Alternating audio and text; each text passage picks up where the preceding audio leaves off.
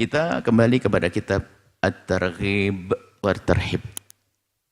Kita sudah sampai kepada satu hadis Nabi, kita sudah sampai ke hadis yang ke-186.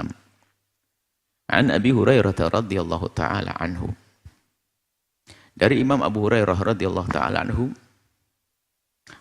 beliau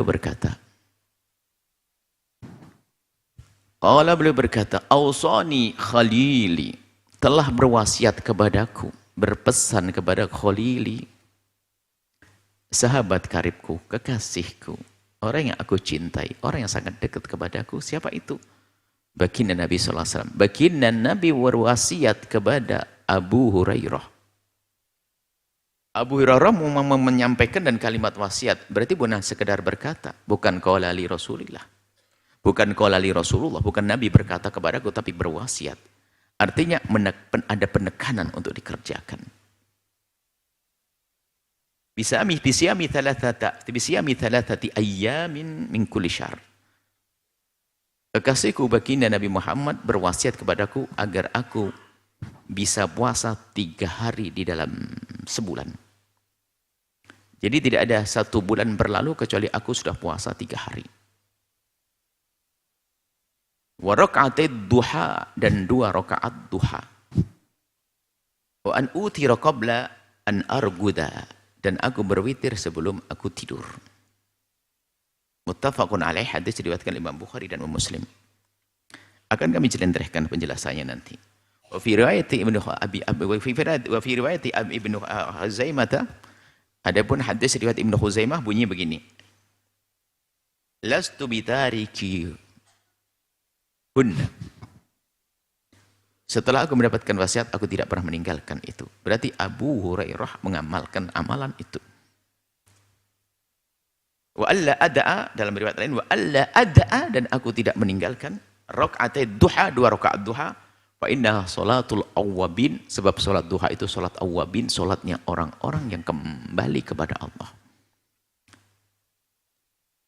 Di saat pagi dia bangkit untuk berurusan dengan dunia, ternyata setelah itu dihentikan sejenak untuk kembali kepada Allah, menghadap kepada Allah dengan 2 rakaat. Salat duha, makanya disebut salatul awwabin.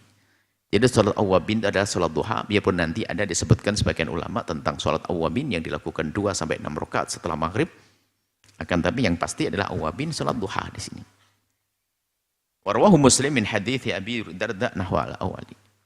Imam Muslim meriwayatkan seperti ini juga. Baik, kita jelaskan sedikit satu demi satu. Wasiat yang pertama adalah puasa 3 hari dalam 1 bulan. Anda bisa mengambil ini puasa-puasa yang dikukuhkan, puasa Senin Kamis, sudah cukup. Kalau ada yang bertanya, mana lebih bagus puasa? Kan ada nanti disebut puasa putih, puasa ini, dan sebagainya. Puasa 3 hari di sini tidak ditentukan. Bisa saja Anda menjadikan puasa Senin Kamis. Bahkan kalau Senin Kamis, Anda ambil menjadi 6 hari, berarti lebih. Senin Kamis kali 3, 4 minggu, berarti 8. Yang puasa Senin Kamis pasti mendapatkan puasa 3 hari dalam 1 bulan.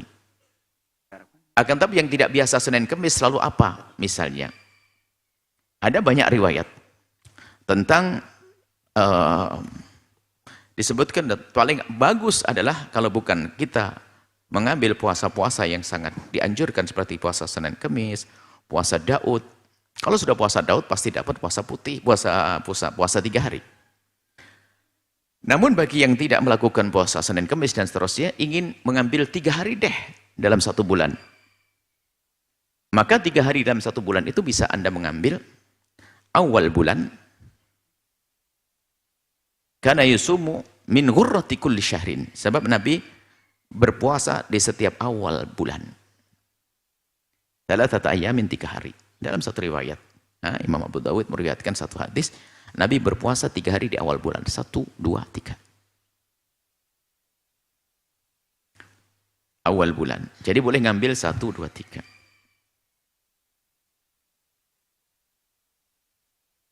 Kemudian ada juga yang awal bulan. Kemudian juga riwayat tentang akhir bulan. Cuman akhir bulan ini adalah penafsiran tentang akhir bulan ini. Memang ada satu riwayat misalnya, Nabi menawari ama sumta saroro hadha syahr, apakah kau tidak berpuasa di saror ini? Berbeda-beda penafsiran dari hadis. Sebagian mengatakan akhir bulan, yaitu mulai tanggal 27, 28, 29. 28, 29 sampai 30. Khawatir bulannya hanya sampai 29, maka ambil 27, 28, 29. Nah, yang riwayat yang lebih jelas lagi, tegas lagi adalah riwayat tentang hari putih. Puasa Ayyamul Bid. Halla sumta. Nabi memberikan, ada satu orang, saya ingin puasa 3 hari dalam sebulan ya Rasulullah. Nabi menawarkan halla sumta. Halla sumta al-bidha. Apakah kamu tidak puasa di hari putih saja? Kemudian sahabat Nabi bertanya, mahunna, apa itu hari putih ya Rasulullah? Disebutkan 13, 14, 15. Hari ke-13, 14, 15. Wah, pilihannya banyak. Yang repot nggak mau milih. Nah ini pilihannya banyak. Yang repot nggak mau milih. Senin Kemis enggak, awal bulan enggak, pertengahan enggak, akhir bulan tidak. Daud juga tidak. Ini repot. Repot lagi nggak pernah ngaji. Alhamdulillah kita masih ngaji, tinggal mengamalkan ilmunya. Itu namanya 3 hari, terserah Anda pilih. Niatnya niat lillahi ta'ala. Nggak disebut hari putih pun Allah sudah tahu. Nggak usah direpotkan cara niat. Aku ingin puasa 3 hari dalam 1 bulan. Anda pilih di pertengahan boleh. Mungkin ada seorang wanita, wah head saya ini kayaknya bakal ganggu. Anda bisa mendahulukan puasanya. Tidak, bahkan di luar itu. Mungkin keburu head. Ini kayaknya ini, kalau saya tidak puasa sekarang kayaknya wah 1 bulan ini nggak akan dapat nih. Anda lupa terlena, tiba-tiba sudah di tanggal 22. Ya Allah, saya belum puasa 3 hari di awal di bulan ini. Anda tahu 26 itu sudah head. Kalau sudah 26 head kan kacau balau nanti. Anda puasa di hari itu 3 hari. Jadi bebas setelah itu ternyata. Hanya kalau pengen yang utama ada prioritas. Ambil di hari-hari yang memang dikukuhkan, Senin Kamis. Ambil hari yang dianjurkan, hari putih. Anda bisa mengambil hari yang sangat dianjurkan, hari Senin Kamis. Buat hari yang sangat dianjurkan, Daud. Hari yang sangat dianjurkan adalah urutannya puasa putih, kemudian satu puasa awal bulan, atau akhir bulan, atau terserah. Pokoknya 3 hari, Anda pilih. Karena bahasa Nabi bisa mithalat hati ayam, pokoknya 3 hari. Kemudian warakatai duha, sholat duha. Yang perlu kami hadirkan adalah kemudahan yang bisa dilakukan. Minimal 2 rakaat, paling banyak 8 rakaat, sebagian mengatakan sampai 12. 2 rakaat, 2 rakaat, 2 rakaat. Sholat duha. Waktunya adalah setelah terbitnya matahari, kemudian matahari mulai meninggi. Matahari mulai meninggi, diperkirakan qadra ramhin, setinggi tombak, ngukurnya repot. Maka dimudahkan saja kalau kami sederhanakan, Anda lihat ufuk timur. Di saat matahari terbit, di saat Anda berada di hamparan datar, bukan di balik bukit-bukit. Di hamparan datar, sawahan atau di pinggir laut, di saat Anda berada di hamparan datar, Anda akan melihat matahari mengintip Anda, lalu meninggi. Di saat matahari meninggalkan landasannya, kemudian landasannya dengan matahari ada jeda, ada jarak, bisa Anda masukkan matahari terus ke dalamnya, maka itu sudah masuk waktu duha. Sederhananya begitu. Ukuran setinggi matahari, segede matahari Anda masukkan, perkiraan. Itulah masuk waktu duha. 10-15 menit kurang lebihnya. Itu waktu duha. Kapan berakhir waktu duha? Selagi belum istiwa. Sebelum tegak di atas kepala kita. Selagi masih ada, sebelum tergelincir, sebelum tegak di atas kepala kita, itu masih waktu duha. Minimal 2 rakaat. Dan ini sholat yang sangat-sangat dikukuhkan. Sangat-sangat dikukuhkan. Ya. Kalau bisa jangan hanya 2 rakaat. Kemudian di sana akan kami hubungkan dengan satu amalan sholat yang juga diamalkan sebagian orang supaya tidak salah paham tentang sholat isyraq. Apa sholat isyraq itu? Apakah ada sholat isyraq? Apakah sholat isyraq itu sholat duha itu sendiri? Bagaimana perkataan ulama? Sholat isyraq ada satu hadis Nabi. Tidak disebut sholat isyraq. Hanya kebetulan di situ adalah kalimat isyraq disebutkan. Man sholat fi masjid di jama'atin. Sampai siapa yang sholat di masjid dengan berjamaah. Fa yaq'udu fi musallahu. Kemudian duduk di tempat sholatnya.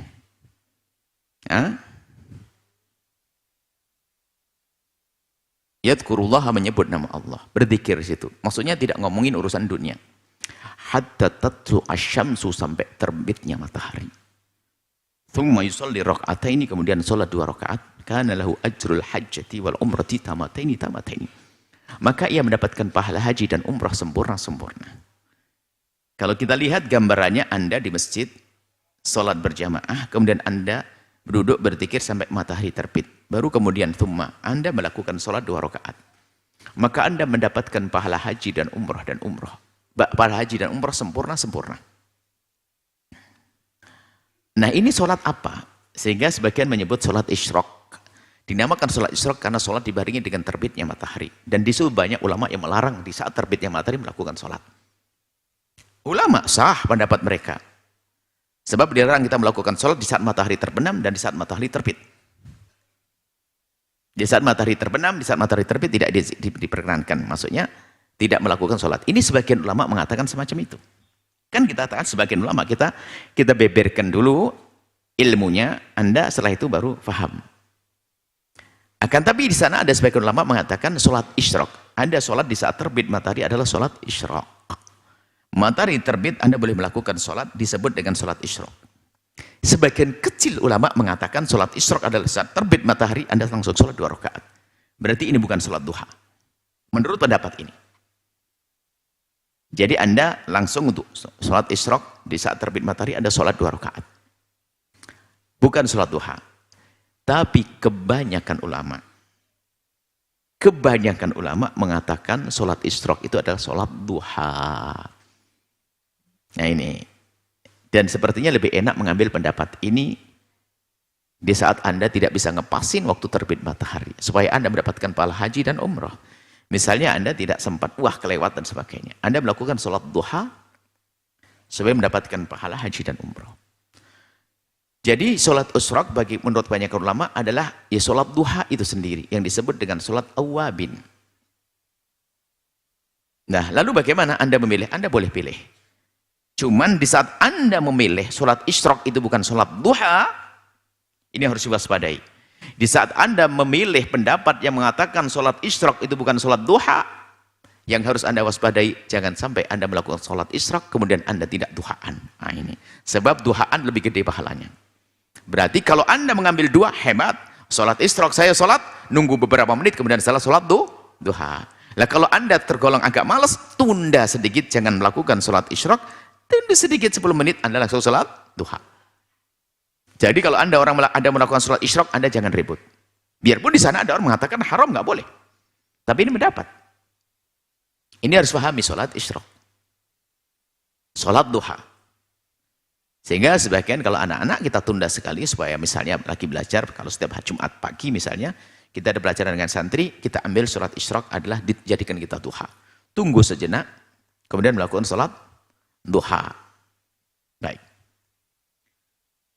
Kemudian bagi yang mungkin dalam keadaan sibuk itu bukan pura-pura sibuk. Kemudian lupa, misalnya Anda di rumah seorang ibu yang solehah, bapak yang soleh, sehingga sebelum berangkat kerja sudah menyiapkan segala sesuatunya untuk anak dan sebagainya. Keburu naik ke atas kendaraan, di atas mobil. Sementara jamnya ngepres, sampai lokasi langsung kerja. Wah ini kacau nanti, kalau sudah kerja saya tidak akan bisa sholat sunnah lagi. Artinya ada sholat sunnah, biarpun itu duha, Anda lakukan di atas kendaraan. Makanya jangan sampai kendaraan Anda hanya untuk keliling saja kerja, tapi bisa Anda melakukan sholat di atas kendaraan. Bahkan sholat ba'diyah duhur yang Anda tidak sempat lakukan, qobliyah duhur yang tidak Anda sempat lakukan, misalnya Anda datang ke tempat saya akan sholat duhur di sana. Cuman kayaknya kalau saya datang ke sana ini ngepres banget. Anda bisa sholat qobliyah duhur di atas kendaraan. Dan enak sholat di atas kendaraan itu adalah rukuknya cuma ngerunduk saja, sujudnya adalah merunduk lebih rendah lagi. Anda sudah melakukan. Tidak usah ragu ilmu-ilmu begini ini. Mau ngaji kok ragu nih. Anda ini bagaimana? Anda bisa langsung aja di atas kendaraan. Kiblat Anda selagi itu sholat sunnah, kiblat Anda adalah arah kendaraan Anda. Allahu Akbar, Anda baca duhaan. Atau Anda duha 2 rakaat di rumah, sebelum ke kantor, Anda sempurnakan 8 rakaat di atas kendaraan. Jadi perlu kita punya ilmu-ilmu semacam ini. Sholat tidak harus pakai mukena. Siapa mengatakan sholat harus pakai mukena? Ibu yang solehah. Mulai kapan sholat harus pakai mukena? Sholat harus menutup aurat. Anda nggak pakai mana? Pakai sarung suami pun bisa. 3 sarung ditaruh. Sarung buat kaki, sarung buat perut, sarung buat kepala. Sah. Nggak usah pakai mukena. Pakai baju begini sudah cukup. Tinggal kaos kaki aja. Karena kaki tidak boleh terlihat. Ibadah itu jangan diperepot. Ibadah harus di musola yang sempit, panas, nggak pernah bersihin. Susah kan, sesak nafas. Anda bisa sholat sunnah di rumah Anda bisa berpindah-pindah tempat untuk menyiasati kemalasan Anda. Mungkin sebelum Anda tidur, Anda bisa melakukan 8 rakaat karena Anda punya anak di 4 kamar. 4 anak di kamar A, 4 anak di kamar B, 4 anak di kamar C, 4 anak. Anda sambil lihat anak, Waalaikum nak, sudah tidur belum? Lagi sholat, setelah itu doain anak. Pindah lagi ke kamar sebelahnya, tidak sadar. Atau Anda punya tiang 4, Anda sholat menghadap tiang, sebagai sutra 4 tiang sudah 8 rakaat. Jadi jangan sampai sholat Anda itu di musola tok yang pengap itu. Anda bisa di depan waktu Anda sambil mengangkat sayur lumayan, yang sayur 8 menit, 5 menit. Saya bisa 2 rakaat, ngapain? Anda orang cerdas kok. Sholat bisa di mana-mana. Nggak pakai sajadah pun boleh, lantai kan suci. Siapa yang kencing di situ? Memang Anda kencing di situ. Ada orang kok gampang merasa najis rumahnya ini. Anda ini orang apa? Kan gitu. Siapa yang mengatakan rumah Anda najis? Kan nggak pernah dipel. Betul nggak pernah dipel. Tapi Anda pernah pipis di situ? Enggak juga. Loh kenapa Anda pusing? Ini beribadah itu dipersulit karena kebodohan. Bumi Allah semuanya suci, lantai suci. Dan tidak akan berubah menjadi najis kecuali kita melihat ada yang menajisinya. Ada orang kencing di atasnya. Jadi ya sih kalau enggak ini suci. Tapi kan banyak anak kecil, memang anak kecil semuanya kencing di situ. Sama ibunya sudah dilatih kencing di toilet, kok pusing. Kan yang kencing di situ hanya kucing juga ada. Kucing udah kelihatan kencingnya. Maksudnya kita ingin mempermudah dalam urusan ibadah-ibadah sehingga orang punya banyak ibadah. Sehingga kenapa ada sebagian kekasih Allah sehari bisa melakukan sholat 100 rakaat wiridanya. Bayangin. Oh kan dia cerdas. Sambil berjalan baca buku, zikir, sholat. Sambil berjalan baca buku, zikir, sholat. Kalau kita, macetnya ya Allah, panjangnya, astagfirullahaladzim. Ya Allah, ini apa ini? Kok sudah berubah? Ya Allah, pohonnya mana kemarin? Jalannya, astagfirullahaladzim, ya Allah, rusak lihat. Ini tidak ada pahalanya.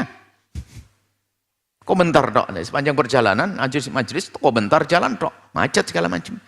Ya sudahlah, ini kok kayak macet-macet susah ya, sholat aja deh, lumayan, Allahu Akbar. Ya Allah, targetku deh 20 rakaat deh. Baru 14 sudah nyampe. Membiasakan dengan kebaikan-kebaikan. Rakaat duha minimal 2 rakaat untuk Anda sempurnakan, baik itu Anda sempurnakan di atas kendaraan atau yang lainnya menjadi 8 rakaat.